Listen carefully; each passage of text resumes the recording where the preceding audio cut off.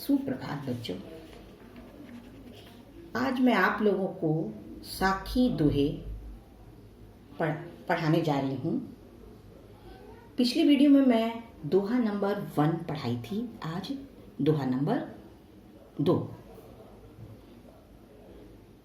कबीर बादल प्रेम का हम पर बरसाया आई, आंतरी भींगी आत्मा हरी भई बनराई। इस दोहे में बादल प्रेम का अर्थ है प्रेम की वर्षा।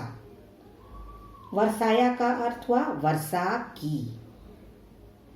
आंतरी अंदर, भींगी भींग गई। बनराई का अर्थ है वन। इस दोहे में कबीर दास जी ने प्रेम के प्रभाव पर प्रकाश डाला है कि प्रेम की वर्षा होने पर मानव जीवन में क्या परिवर्तन आता है। इस पर विशेष प्रकाश डाला गया है। कबीर बादल प्रेम का हम पर वर्षाया आई। इस दोहे में कबीर दास जी ने प्रेम की वर्षा के महत्व को बताते हुए कह रहे हैं कि हम पर प्रेम के बादल ने वर्षा करके हमारी आत्मा को प्रेम से सरोवर कर दिया है। हमारी आत्मा जो है वह प्रफुल्लित हो गई है, उसमें जो है नवीनता आ गई है। वन में हरियाली छा गई है और जीवन में आनंद छा गया है। आगे बढ़ती हूं मैं। देखिए दोहा नंबर 3। बांसुरी सुख रो रैनी सुख, ना सुख सुपने माही। कबीर बिछुटया राम सुम, ना सुख धूप ना छां। बांसुरी का अर्थ है दिन में, रैनी का अर्थ है रात में, सुपिने मतलब सपना, माही का अर्थ हुआ मैं, बिछुटया बिछड़ा, राम यानी परमात्मा, सुम का अर्थ हुआ से। इस दोहे में कबीर दास जी ने वास्तविक सुख यानी जीवन में सच्चे सुख को पाने की ओर जो है संकेत उन्होंने किया है। साथ ही साथ कबीरदास जी ने आत्मा के परमात्मा से अलग होने से जो उत्पन्न दुख का भी वर्णन किया गया है। बांसुरी सुख रो रैनी सुख, ना सुख सुपने माही। कबीरदास जी कहते हैं कि मनुष्य सुख की खोज में रात दिन फिरता है, घूमता है। संसार में इतना कुछ होने पर भी ना उसे दिन में सुख प्राप्त होता है और ना रात में। उसे सपने में भी सुख की प्राप्ति नहीं मिलती है।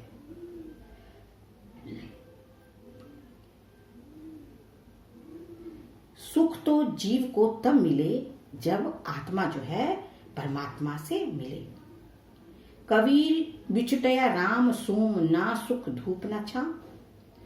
परमात्मा से बिछड़ने के बाद आत्मा को ना तो सूर्य के प्रकाश में सुख की प्राप्ति होती है और न ही सूर्य के छुपने पर वह सुख, ना धूप में और ना छांव में उसे कहीं भी सुख की प्राप्ति नहीं होती। यहाँ पर कबीरदास जी विशेष रूप से समझाने की कोशिश कर रहे हैं कि सुख जो है सांसारिक वस्तुओं में नहीं है। सुख जो तो है आत्मा के परमात्मा से मिलने पर प्राप्त होता है। और जीव यानी आत्मा और राम क्या है, परमात्मा से बिछड़ने के कारण ही सदा दुखी रहता है। हम लोग आगे बढ़ते हैं। दोहे देखिए नंबर 4।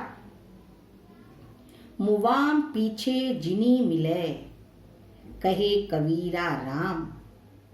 पाथर घाटा लोह शब यानी तब, पारस कोने काम। मुवाम का अर्थ है मरने पर।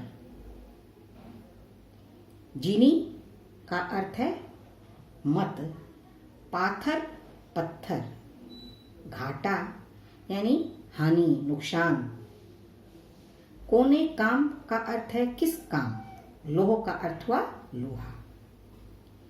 यहां पर कबीरदास जी ने जीते जी मुक्ति पाने की बात कह रहे हैं। मरने के बाद मुक्ति किस काम की। कबीरदास जी कहना चाहते हैं कि लोहे और पारस पत्थर का दृष्टांत देकर जीते जी मुक्ति पाने की बात कर रहे हैं। मुवाम पीछे जिनी मिले, कहे कबीरा राम। यहाँ पर इस दोहे में परम संत कबीरदास जी कहते हैं कि मरने के बाद ईश्वर यानी राम का मिलना किसी काम का नहीं है। अतः मरने पर भगवान न मिले तो अच्छा है। भगवान अगर चाहिए तो जीते जी मिले तो क्या होगा, जीव जीते जी मुक्त हो जाएगा। किस प्रकार से मुक्त होगा। पाथर घाटा लौ सब, पारस कोने काम। पारस पत्थर के अभाव के कारण लोहा जो है सब लोहा ही रहता है, वह सोना नहीं बनता है। फिर पारस पत्थर किस काम का यानी किसी काम का नहीं है।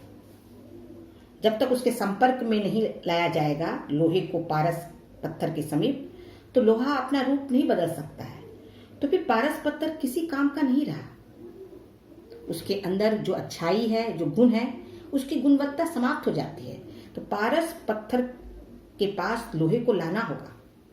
यहाँ पर कबीरदास जी ये समझाने का प्रयास कर रहे हैं। हम लोग आगे बढ़ते हैं नंबर 5 दोहे की ओर। अखड़ियां झाई पड़ी, पंथ निहारी निहारी। जिभड़िया छाला पड़िया, राम पुकारी पुकारी।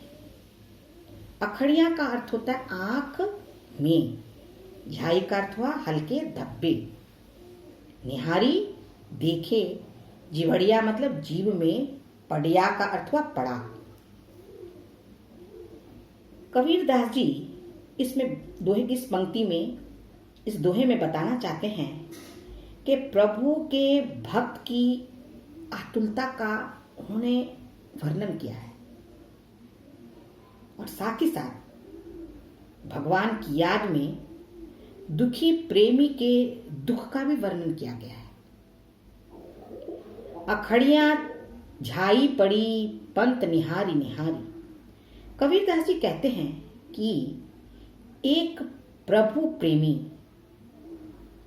अपने इष्ट देव की याद में इतना दुखी होता है कि वो अपने प्यारे के आने के रास्ते की बाट जोते जोते, देखते देखते अपनी आंखों में उत्पन्न हल्के धब्बे वह पाता है।